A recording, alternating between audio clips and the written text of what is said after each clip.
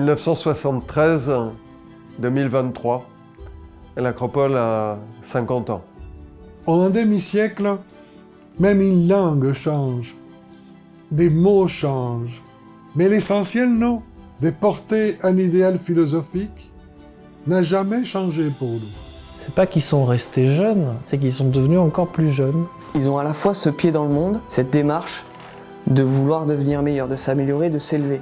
De construire un monde plus juste et plus fraternel au quotidien, parce qu'on l'a rêvé. C'est profond, ça sonne juste. C'est oser l'impossible. L'aventure, c'est avant tout un état d'esprit. On fait avec notre désir d'aller vers l'inconnu. C'est possible de se changer, c'est possible d'agir pour le monde. Ça fait partie de la magie aussi à la Nouvelle Acropole. Ouvrir le champ des possibles. C'est ça que m'a apporté Nouvelle Acropole, un autre imaginaire.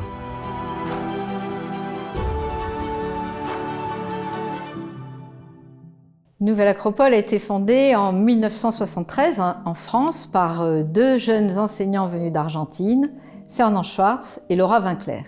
Nous étions les deux très fascinés de pouvoir recréer le modèle des anciennes écoles de philosophie qui n'étaient pas forcément académiques. Personne ne l'a fait. Et c'est justement une des caractéristiques de l'œuvre du professeur Georges Livraga. Et nous trouvions que c'est un modèle nouveau et innovant par rapport à notre époque. Et nous avons vu par notre propre expérience avec Laura que nous étions assez démunis au départ pour créer la Nouvelle Acropole en France. Et c'est en faisant appel à notre potentialité face aux épreuves que nous avons pu développer ce mouvement qui s'épanouit aujourd'hui. En réalité, Nouvelle Acropole est née en Argentine en 1957 sous l'impulsion du professeur Georges Livraga, qui était un philosophe et un historien. Et aujourd'hui, c'est un réseau mondial puisque nous sommes présents dans 430 villes dans le monde, sur les 5 continents. Nous avons en France 12 centres dans lesquels nous proposons toutes nos activités. L'intention et la volonté étaient de contribuer à la diffusion d'un idéal philosophique inspiré des écoles de philosophie antique. La spécificité de Nouvelle Acropole se trouve déjà dans sa triple proposition de relier philosophie, culture et volontariat. En fait, relier la pensée, les sentiments et l'action. La formation que propose Nouvelle Acropole l'aide à ne pas être trop pris par les circonstances de la vie et à pouvoir continuer à construire un monde meilleur, quelles que soient les circonstances. Je pense que le monde d'aujourd'hui a besoin de ça, d'individus beaucoup plus stables, qui soient moins poreux en environnement. Ce qui me touche particulièrement dans la Nouvelle Acropole, c'est l'amour de la philosophie, l'amour de la sagesse. Mais c'est aussi véritablement un mode de vie. Et ça, c'est toute la tradition des philosophes antiques qui nous y invitent. Le plus important, c'est une connaissance appliquée pour le vivre au quotidien. Faire de la métaphysique à notre quotidien, c'est croire au plus profond de soi-même que les idées peuvent éclairer le monde. C'est croire que penser peut changer le faire. C'est croire que rêver, s'enraciner à l'intérieur de son rêve et de ses idées peut donner naissance à un monde meilleur. L'idéal philosophique, et tel qu'on le préconise à Nouvelle Acropole, puisqu'on ne peut pas se dissocier de la pensée antique, c'est lorsqu'il y a une parfaite concordance ou le moins d'écart possible entre sa pensée, ses sentiments et ses actions. Elle est là pour pouvoir découvrir les idées des grands penseurs, mais aussi de voir à son humble échelle qu'est-ce qu'on peut mettre en pratique. Et ça, je pense que c'est la marque de fabrique de l'Acropole, c'est de pouvoir avoir un enseignement qui est à la fois théorique et pratique. Et j'ai revu la vision que j'avais de la philosophie, qui était pour moi quelque chose de très intellectuel. C'est ce que j'apprécie dans Nouvelle Acropole, bien sûr, c'est cette concordance entre théorie et pratique. Et je sens que tout le monde est complètement inséré dans la vie quotidienne, tout en pratiquant la plus haute philosophie. Nouvelle Acropole a été fondée pour répondre aux besoins d'une société en quête de sens et d'une société qui se trouve face à des défis majeurs. Et nous sommes convaincus que pour répondre à ces enjeux du futur, il est indispensable de poser un regard philosophique sur le monde et en même temps de développer une posture philosophique. Ce que j'ai trouvé dans l'Acropole, c'est l'art d'équilibrer la pensée et l'action. Et à chaque fois, j'ai trouvé une atmosphère d'émulation intellectuelle, morale et spirituelle. Les cours et l'enseignement forment la colonne vertébrale, mais après, il y a tout le reste qui se déploie autour. Dans ces 50 dernières années, les activités culturelles ont été innombrables, puisque dès le début, nous avons édité une revue qui en est maintenant à son 350e numéro, dans différents domaines de la culture, que ce soit l'art, la science, la philosophie, bien sûr. L'essentiel, c'est qu'elle traduisait nos réflexions, nos recherches. Les conférenciers, les formateurs de Nouvelle Acropole ont publié des dizaines d'ouvrages. Nous avons réalisé des milliers d'événements culturels, des milliers de conférences, mais aussi des centaines de séminaires, d'expositions, des voyages culturels. No nos interesa la cultura por la cultura en sí, sino la cultura por lo que la cultura provoca en el hombre. Agir face à l'inculture, c'est valoriser la pensée plus que l'émotion, la réflexion plus que l'impulsion. Et ceci nous tient particulièrement à cœur et c'est un des marqueurs fondamentaux de ces 50 années d'efforts philosophiques. Parce que la culture ouvre l'esprit, la culture ouvre de nouveaux horizons. Et comme disait Camus, la culture, c'est ce qui empêche d'emprunter les chemins de la servitude. C'est-à-dire que la culture rend libre. Et aujourd'hui, dans un monde où on est menacé par des formes de fanatisme, de dogmatisme, mais aussi des formes de post-vérité, des fake news, c'est très important de développer la culture.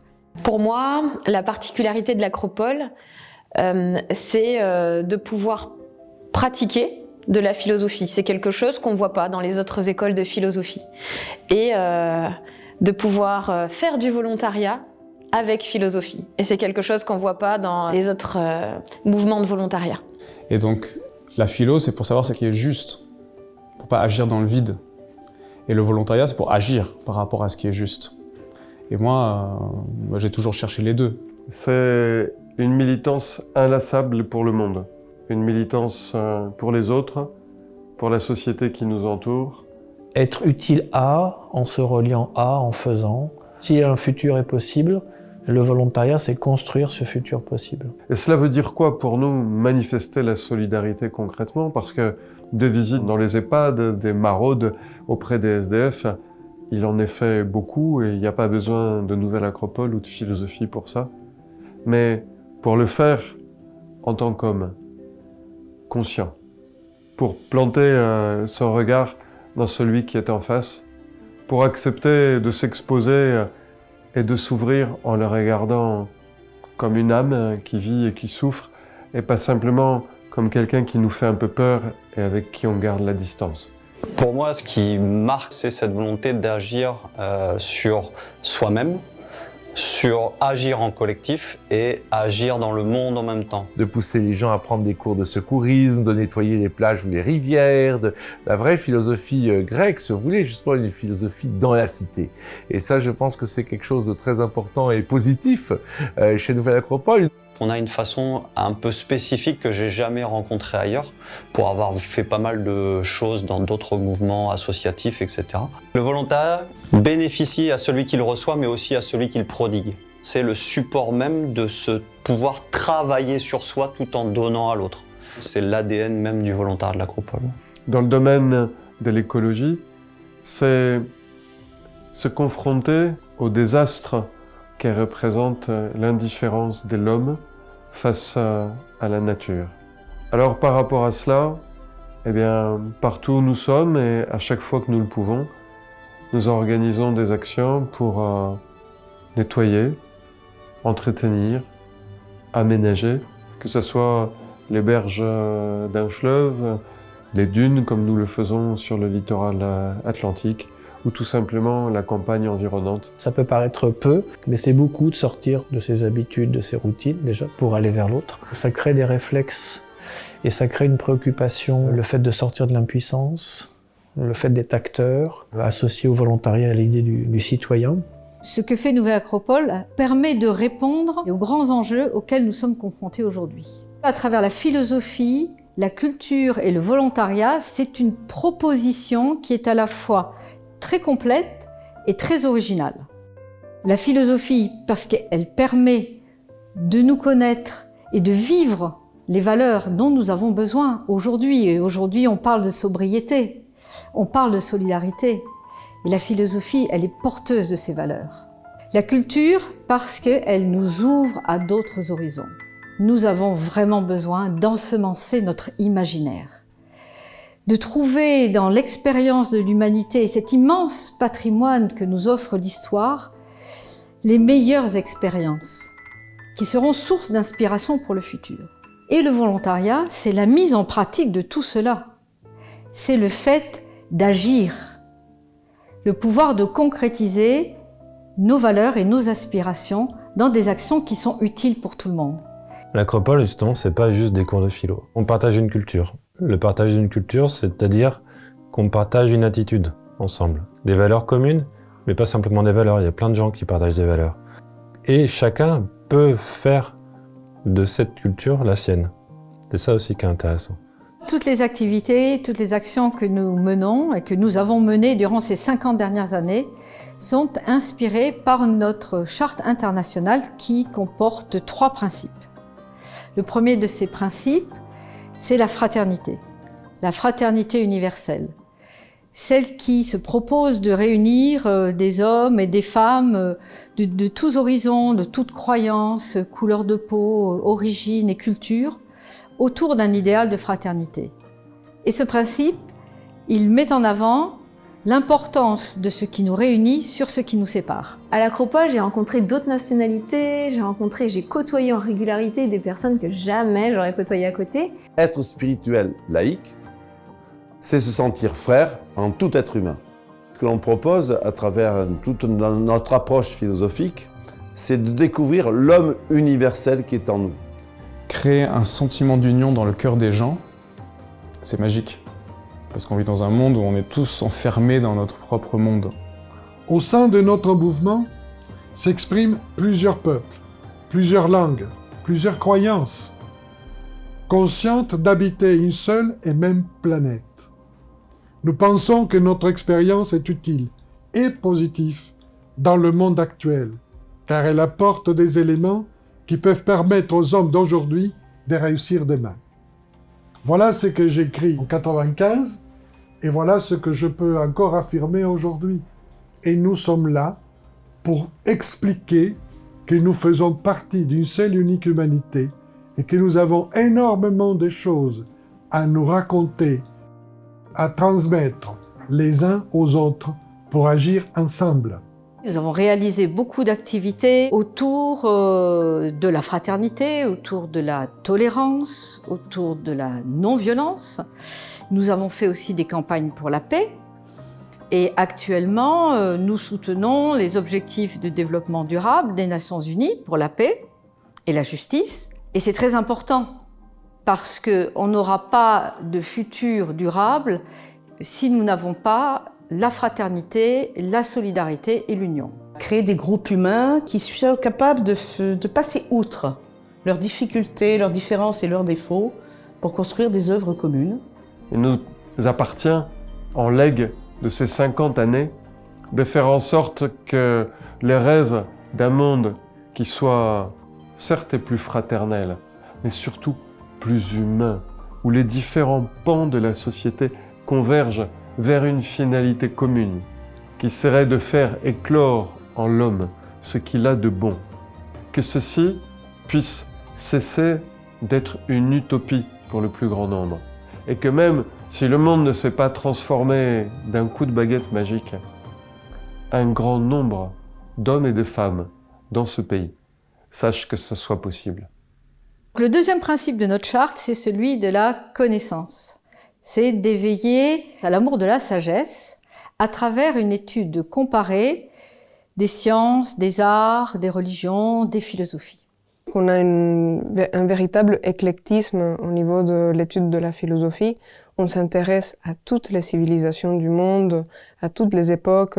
On essaye de trouver les perles de sagesse dans chaque enseignement, dans chaque philosophe. Ce qui me touche chez la Nouvelle Acropole, c'est le fait que vous enseignez toutes les religions et toutes les options philosophiques différentes, et pas seulement celles qui vous tiennent à cœur. Et ça, je pense aussi que c'est quelque chose de très important. Le troisième principe, c'est celui du développement.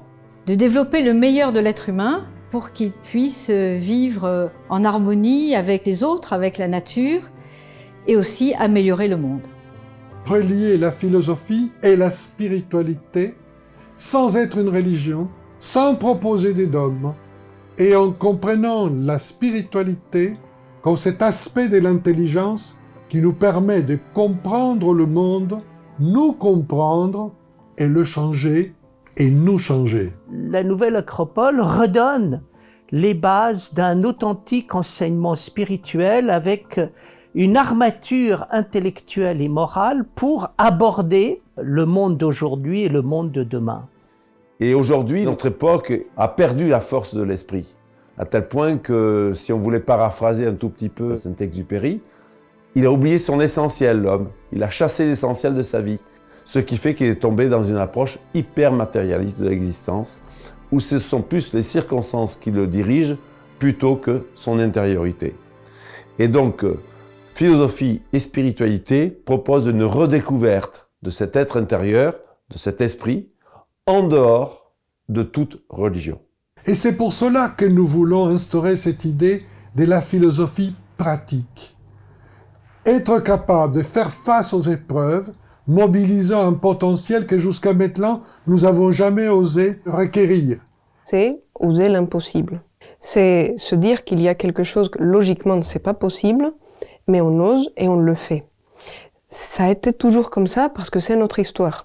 Que deux jeunes Argentins de 21 ans viennent en France alors qu'ils n'ont pas de sous et qui réussissent à fonder une école de philosophie à la manière classique dans les années 70 en France, en soi, c'est pas très logique. C'est-à-dire, c'est de l'ordre de l'impossible et pourtant, on le fait. Je suis assez fier aussi de la cour Pétrale. On a pu justement acheter avec l'apport de toutes les acropoles de la France cet ancien couvent en ruine absolue et tout à faire. Et c'est pour ça que Fernand a donné comme devise à la cour Pétrale, ce n'est pas un chantier de pierre, mais un chantier d'hommes. Et nous pouvons dire, au bout de plus de 30 ans de travail dans cette reconstruction de la cour Pétrale, que ça a soudé des générations entières, ça a permis justement de rassembler toutes ces petites lumières éclairées dans toute la France pour faire un travail commun, en construisant cette acropole. Une autre chose qui m'a frappé aussi, puisque c'est le nombre de jeunes. Au bout de 50 ans, Nouvelle Acropole a une capacité extraordinaire à se renouveler, à attirer. Il y avait énormément de jeunes. Beaucoup d'associations se fossilisent souvent un peu sur un noyau dur, et ça montre aussi que Nouvelle Acropole répond à une quête de sens. Et je pense que la claque que nous avons reçue, nous, les jeunes qui avions entre 20 et 30 ans, c'était de se rendre compte que finalement, on était peut-être plus vieux dans nos têtes que les anciens qui en avaient 40, 50, 60. Je pense qu'on vieillit quand on n'a plus de rêves. Avoir toujours des rêves, voir toujours le futur et savoir qu'on est en train de le construire au quotidien. Mais Nouvelle Acropole, elle ose avoir un rêve de futur, mais aussi on s'ancre dans une tradition d'école de philosophie qui a toujours existé dans l'humanité, dans laquelle on apprend et on évolue avec cette démarche philosophique. Et c'est ça la force d'un collectif, c'est partager des espoirs, des rêves, et partager la force de les incarner aussi. Et ça, c'est précieux. Et on n'a pas tellement besoin de voyager très loin pour vivre d'autres imaginaires. Et c'est vrai qu'en y pensant, c'est ça que m'a apporté Nouvelle Acropole, un autre imaginaire. Oui, il y a des gens avec qui travailler. Oui, il y a des gens avec qui partager des valeurs. Ça existe. C'est pas juste dans les films ou dans les discours écolos pour faire du greenwashing. On voit souvent le collectif comme une difficulté, une lourdeur. Et en fait, le collectif, quand il est bien orienté, quand il a un rêve en commun, mon Dieu, qu'est-ce que ça peut être puissant! Et il est clair qu'en 50 ans d'existence, il y a eu des hauts, il y a eu des bas, des moments de difficulté, notamment on a été assez critiqué dans les années 80-90.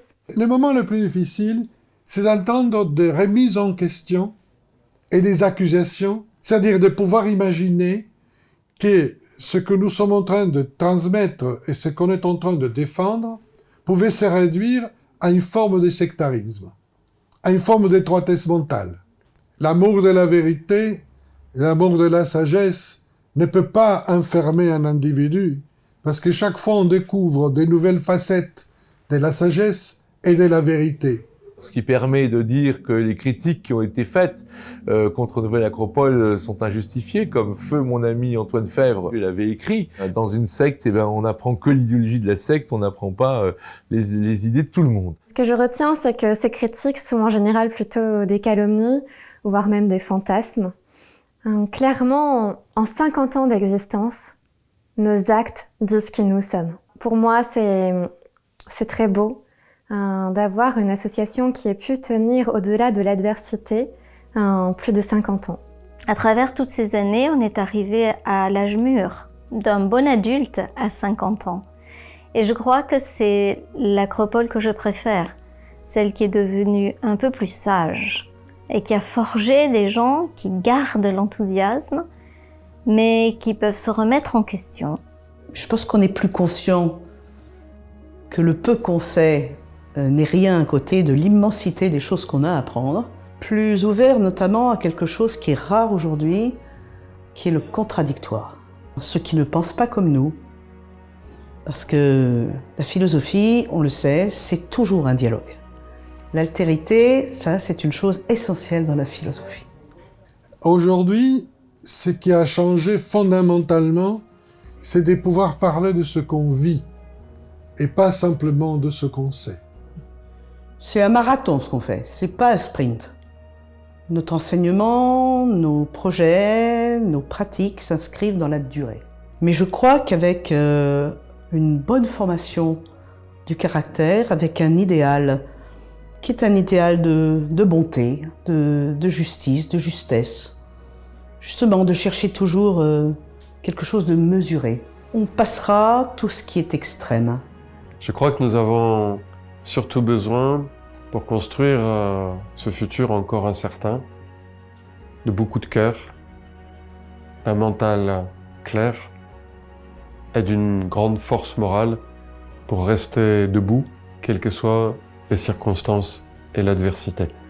Et je crois que c'est précisément ce qu'apporte une école de philosophie. Un mental clair pour trouver des solutions innovantes.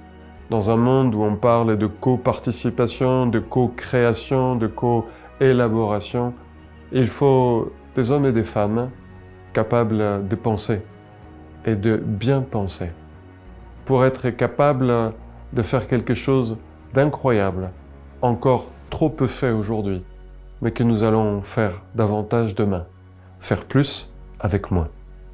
C'est non seulement de faire plus avec moins, mais de rendre possible ce qui ne l'était pas, parce que la force des cœurs, unie au mental clair, permettent de construire les rêves en les rendant possibles.